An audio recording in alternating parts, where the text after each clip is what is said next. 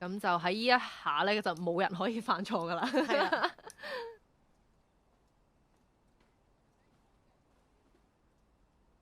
越嚟越大雨啦！哎呀，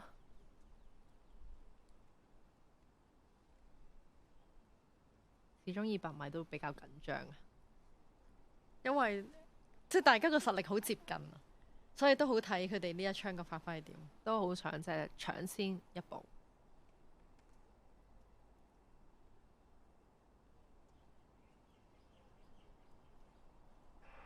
好，男子嘅200米決賽第5線呢，就係嚟自馬來西亞嘅 Mohamed，第6線呢，就係 Kim Wook 嚟自韓國啊，非常之快。哎呀，見到咧馬來西亞嘅運動員可能差少少啊，咁但係唔緊要，韓國嘅選手咧亦都係哇個高抬腿跑到幾快啊，亦都係一路大開咗距離啦，咁就去到衝線嘅位置21秒58。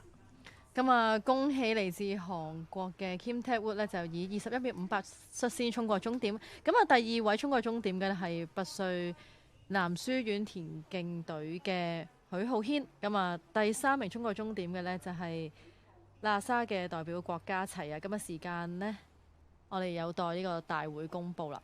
希望翻慢嘅，係希望馬來西亞嘅運動員就冇乜大事啦，係啦。咁啊，見到其實佢本身咧都係一個其中一個大熱嘅選手嚟㗎。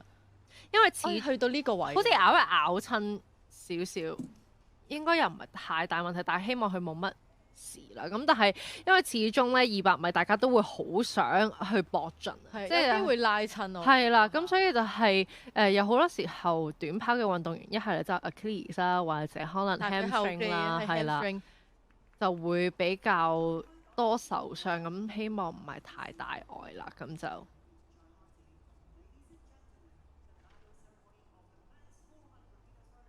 成績出咗嚟啦，第1名嘅係嚟自韓國嘅 Kim Wook，時間係21秒56。